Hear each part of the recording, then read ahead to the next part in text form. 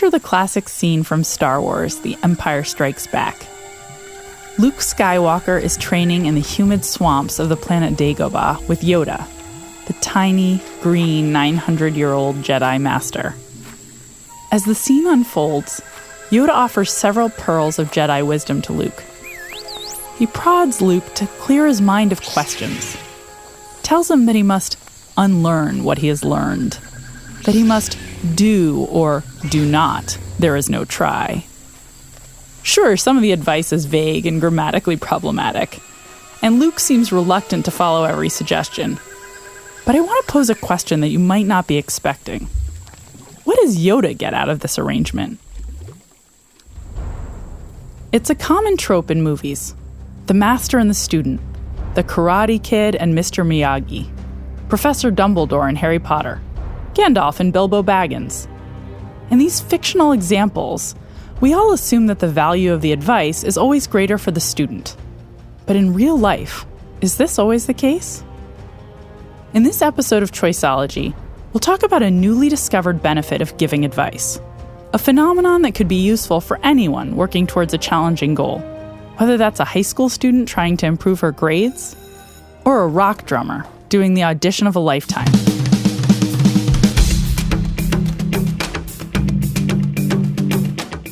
I'm Katie Milkman, and this is Choiceology, an original podcast from Charles Schwab. It's a show about the psychology and economics behind the decisions people make. We bring you true stories involving high-stakes choices, and then we explore the latest research in behavioral science to help you avoid costly mistakes and achieve your goals.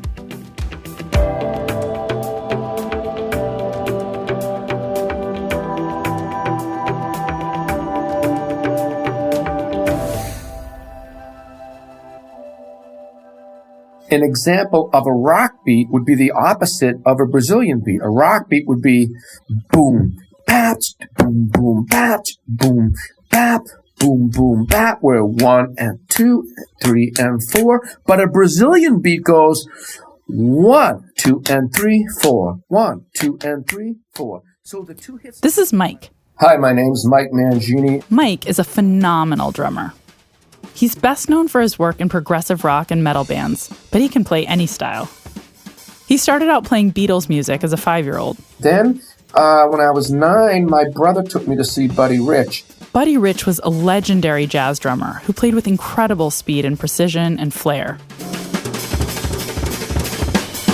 But I just remember seeing this drummer make me feel like I wanted to I started shaking my fists. I don't know a different way to describe it. He energized me, and I saw how fast he could go, but that he was a musician and a musical drummer, because I realized a drummer could go fast and smile and be just a lunatic up there, hitting everything in sight, but also be a great musician.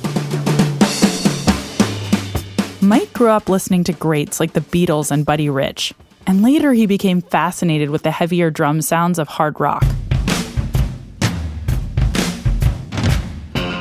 As a child, the posters I put up on my bedroom wall were the bands Led Zeppelin, Boston, UK, Lynyrd Skynyrd. Oh my gosh, now that I think back, I'm actually picturing the wall. But what's really cool for me in my life is either becoming friends with the people in those posters or actually doing gigs with them.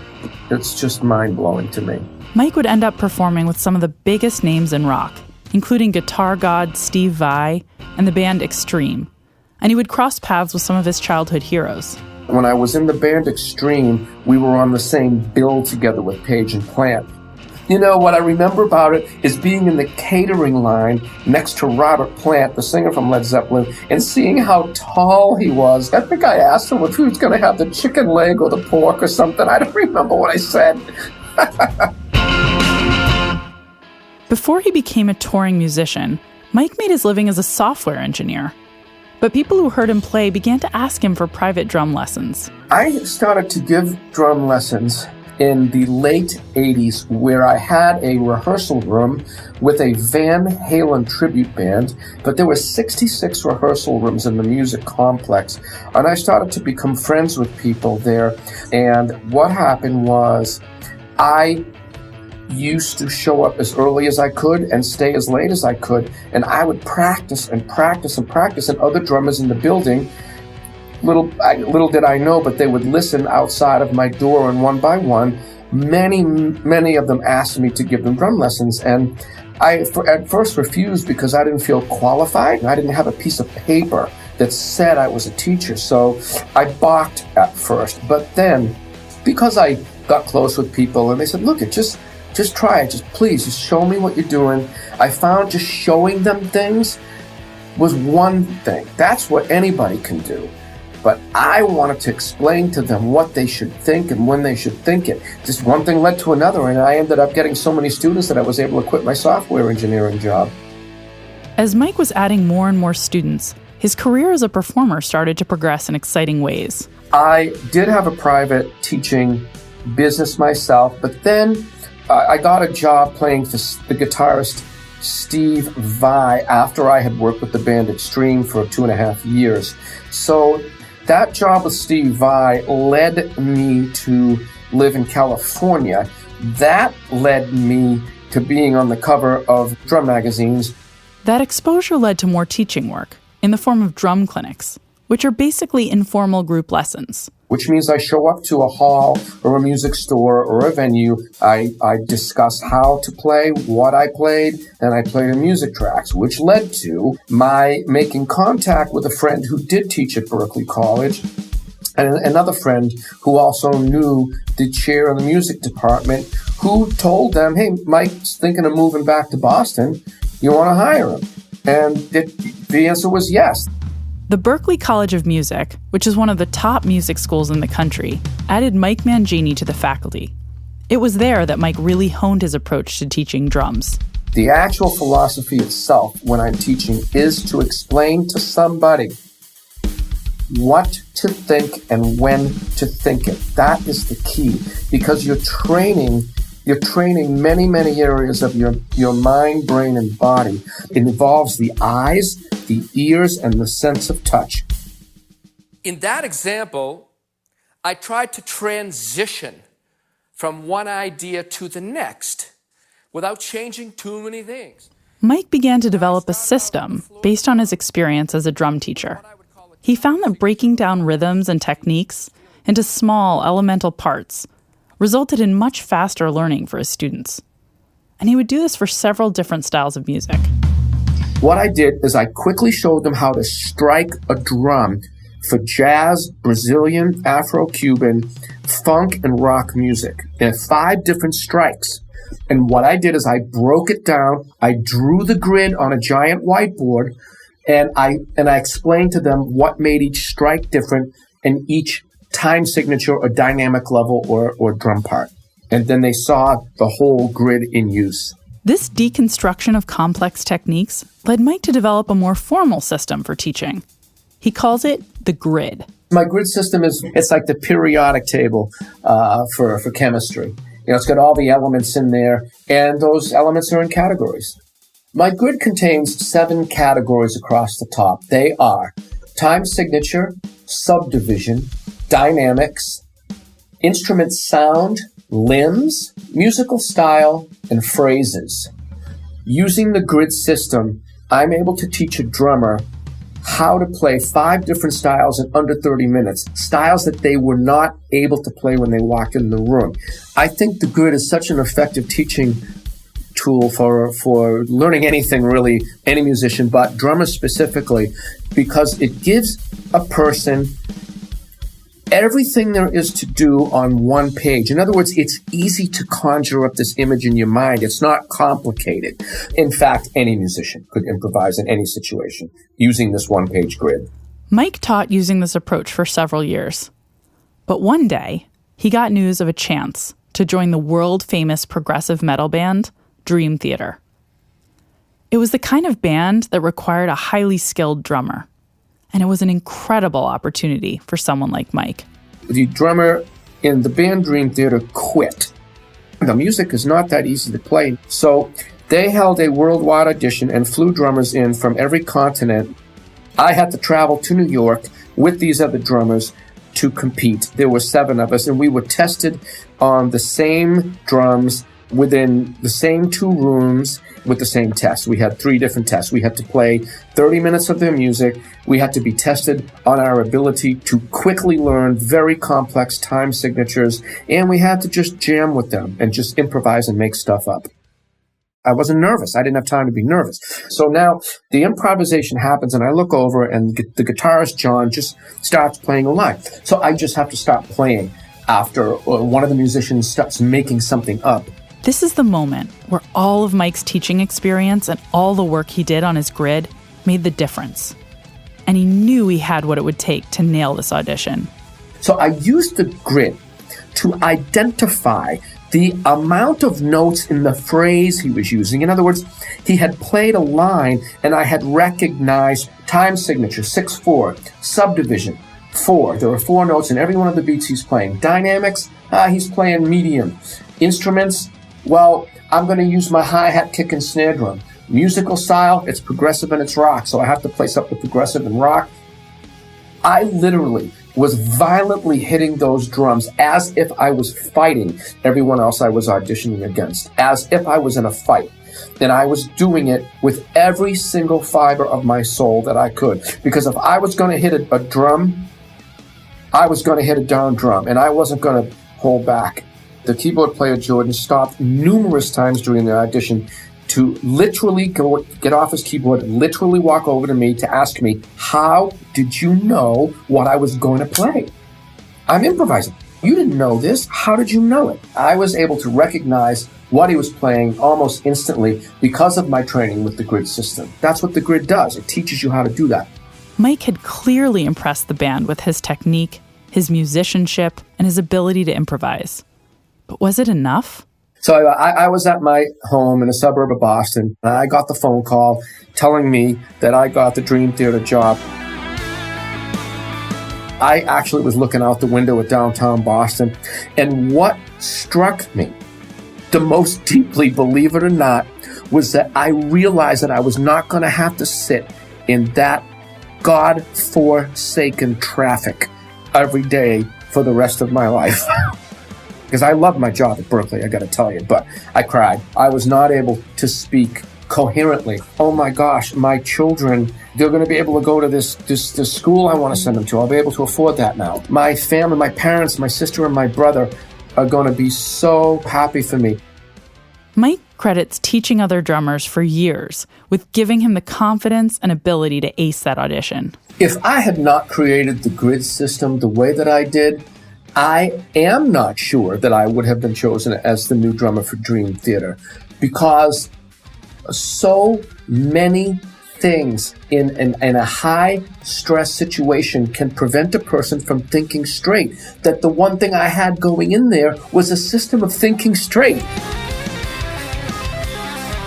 The first show I played with Dream Theater, people were going bananas. I saw my name on signs high in the air. I mean, I was just flooded with thoughts, but I will tell you that I was grounded with my timing. I was grounded in hearing where the beat was supposed to be. The feeling of hearing 80,000 people erupt after our band finishes a song, and especially after we finish a set, is surreal. It's the kind of thing that I see it happening in real time, and I every now and then go back to when I was a kid, and I had posters on my wall of other bands in similar situations. But to be up there doing it, experiencing it myself, is liberating, and it's rewarding.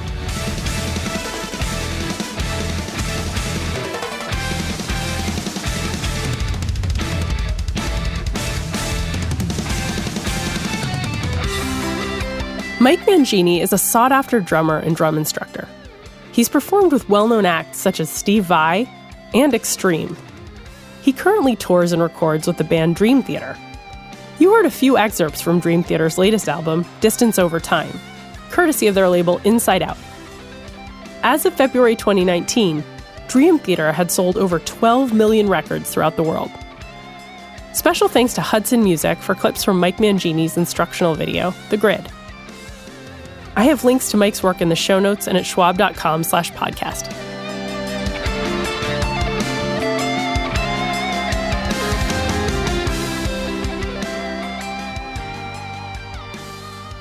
Mike Mangini is obviously very talented and hardworking, but there's a particularly interesting aspect of his career arc that I want to flag. He had an early start as a musician, and early success with some impressive bands. But it was his time spent teaching that seemed to raise his performance to the next level. Working with students, refining and developing confidence in his approach to music theory and technique, and formalizing his method gave him a leg up on the other drummers who auditioned for the Dream Theater gig. Other drummers might have taken a different path. They might have focused solely on practice, putting in as many hours as possible on the drums each day. They might have sought out new and different teachers. And of course, those would have been great options. But Mike partly outstripped his competitors because he did that and more. He taught drums to other aspiring musicians. And it turns out there's a tangible benefit to us when we give other people advice in an arena where we hope to improve. Now I want to take you out of the auditorium and into a couple of phone calls to show you how this works when it comes to goals that are a little more modest than joining a world-famous metal band. Tell me about a goal you have. A goal that I have is to own my own property. I'm hoping to get a house in like a more rural area. I was always interested in languages in school, so even though I didn't do French immersion, that was something that I achieved when I was in school, but it was always sort of my goal to be trilingual and have a third language under my belt. So let's say you have a friend who has the exact same goal. What advice would you give them to help them achieve it? A big one for this goal in particular would be, having a budget. You can't really learn a language, I think, from textbooks or online courses. You have to hear people speaking it natively. So I would say to go and try to immerse yourself in a language and see if that helps you learn it more quickly. Is that something that you're doing right now? No, not at all. I'm just speaking English all the time, all day. Nope.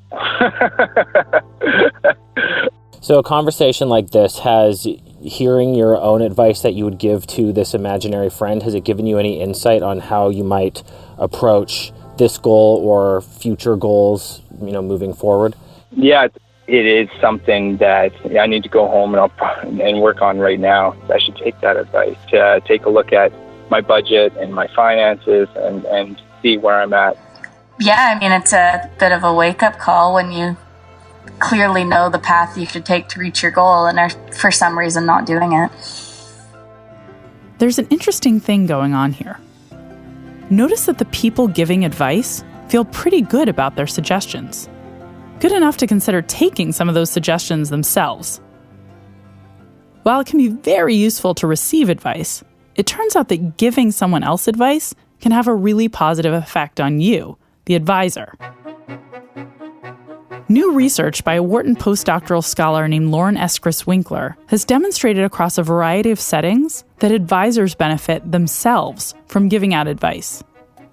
I'm one of several people, including Lauren's doctoral advisor, Angela Duckworth, who's had the good fortune to collaborate with Lauren on this research. Lauren calls the phenomenon she's identified the advice-giving effect. I've asked both Lauren and her mentor onto the show to talk about this effect.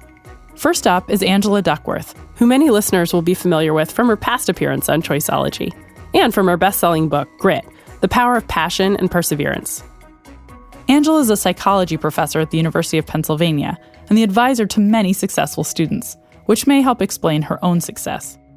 Hi, Angela. Thanks so much for joining. Hi, Katy. I'm glad to be here. Could you tell me a little bit about why advice giving changes behavior? It's not intuitive, is it, that if I give you advice, I, as the advisor, should somehow benefit. But in fact, that is actually what happens. In other words, when I tell you, hey, Katy, here's a way to stop procrastinating, or, here's a way to stay off your cell phone when you don't want to, what happens is actually probably a number of things, but the net result is that I myself am more motivated and more effective at engaging in exactly the same behaviors that I was advocating for. I think it happens actually for a number of reasons. So I'll just begin with saying the benefits of advice giving are non-intuitive, but I think they're very real. Could you dive in a little bit to why you think this happens? Say I give you advice about not procrastinating on your writing, which, by the way, we both know is not a problem for you. But imagine that you're not a procrastinator.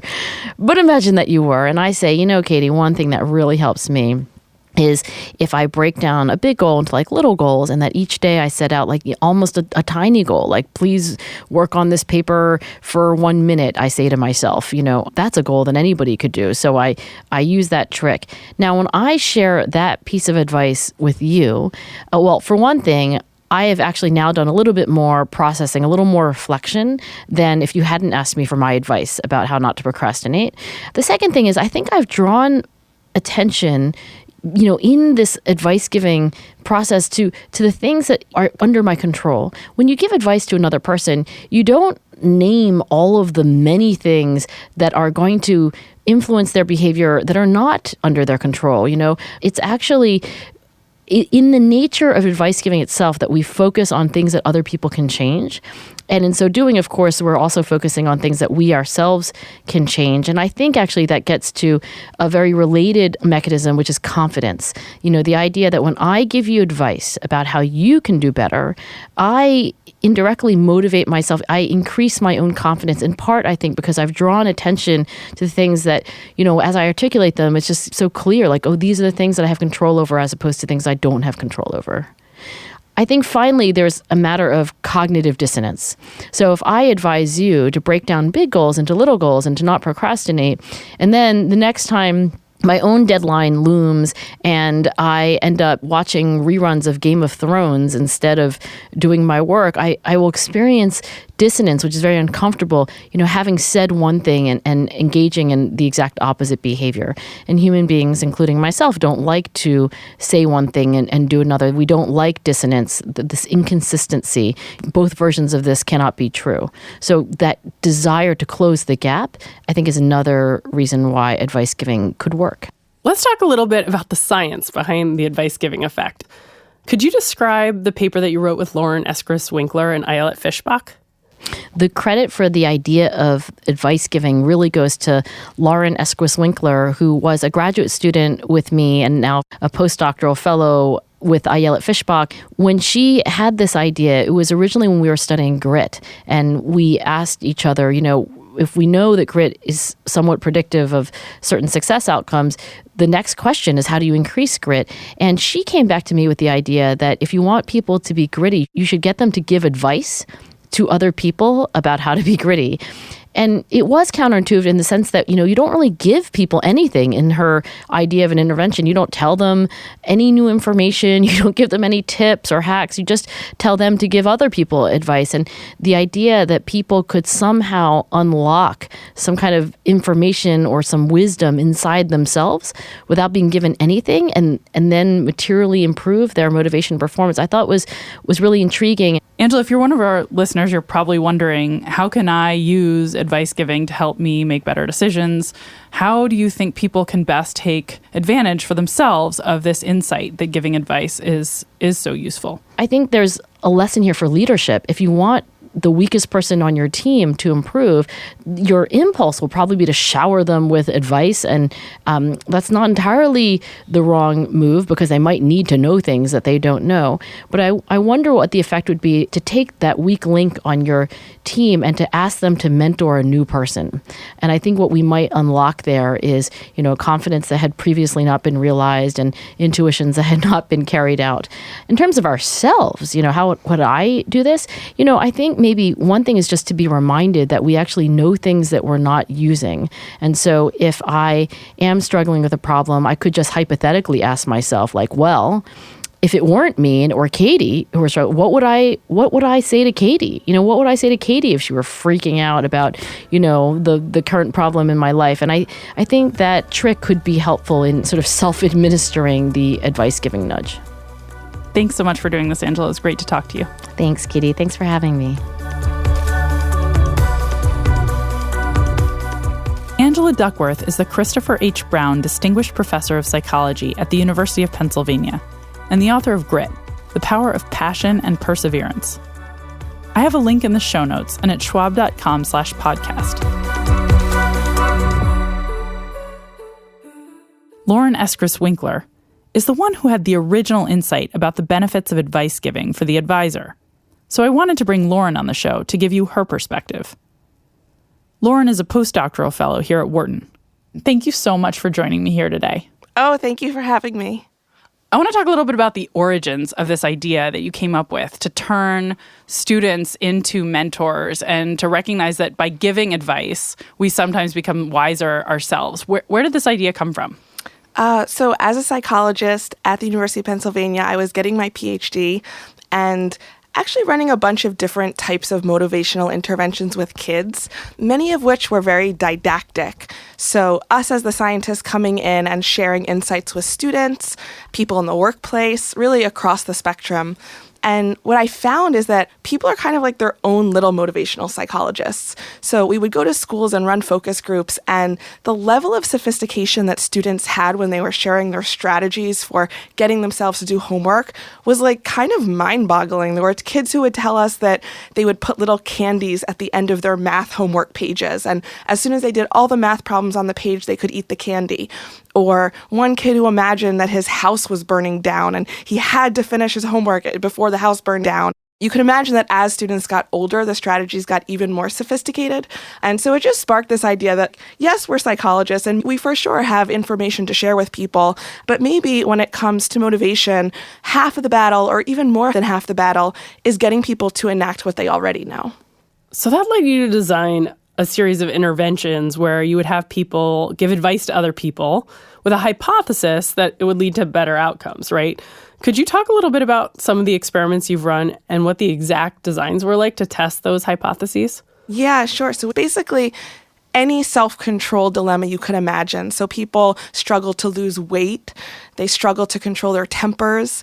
They struggle to motivate themselves at work. Kids struggle to motivate themselves in school.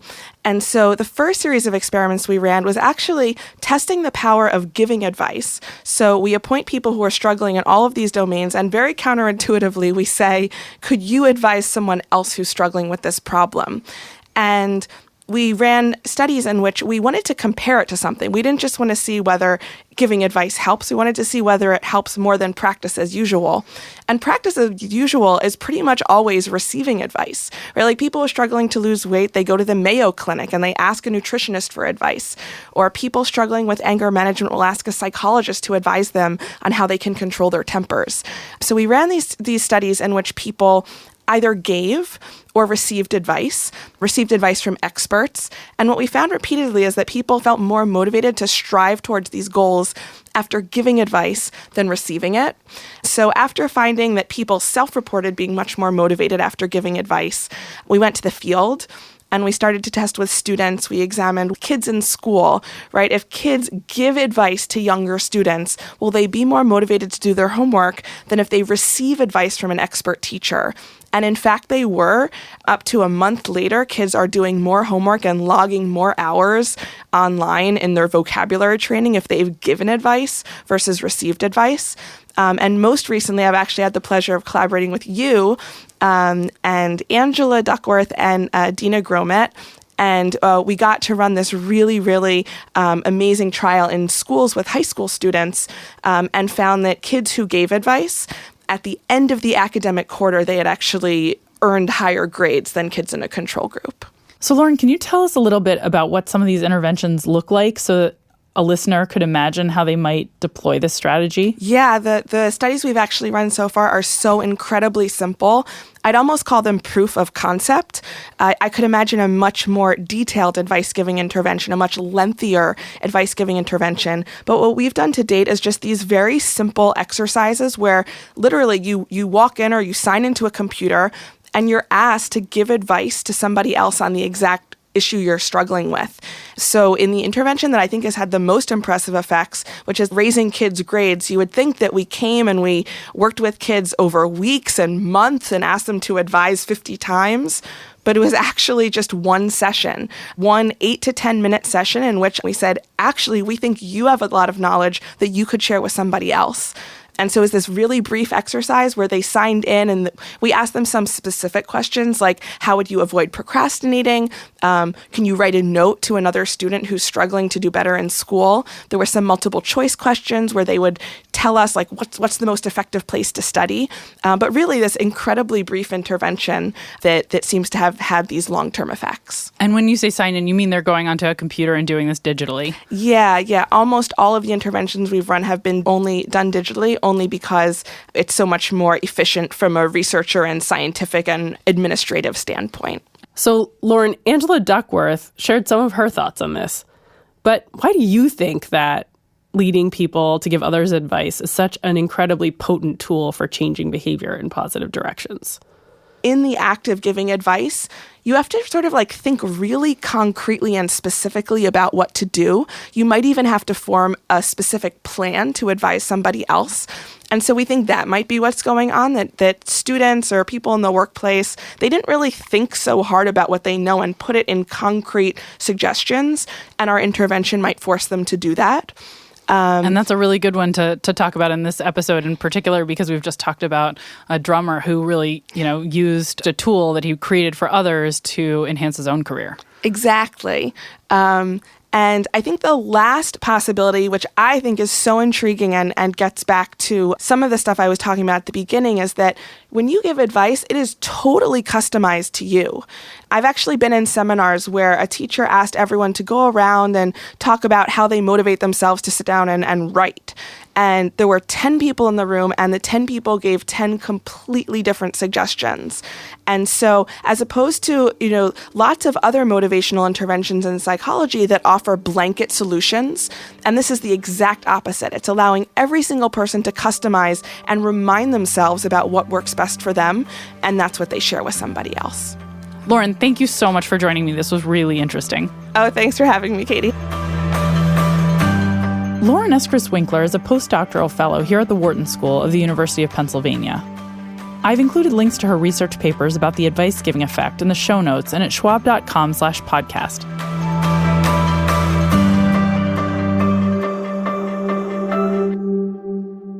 The nice thing about the advice-giving effect is that unlike topics we often cover, this effect doesn't suggest some systematic mistake you'll want to sidestep.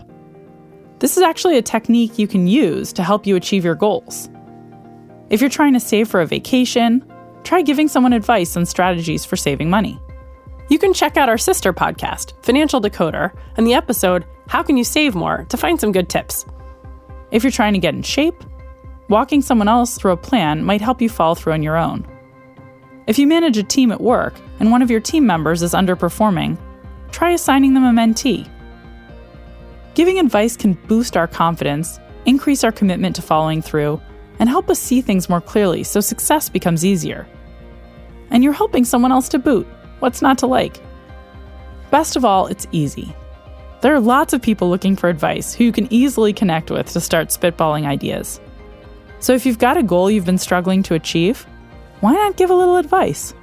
You're probably more qualified than you realize to offer tips.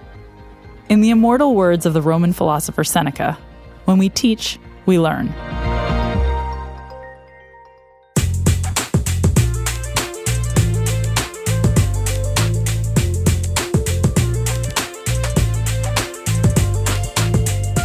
You've been listening to Choiceology, an original podcast from Charles Schwab. If you've enjoyed the show, leave us a review on Apple Podcasts. You can subscribe for free in your favorite podcasting apps. That way you won't miss an episode. Next time, we'll look at a bias that affects your tolerance for risk and can cloud your investment decisions. I'm Katy Milkman. Talk to you soon.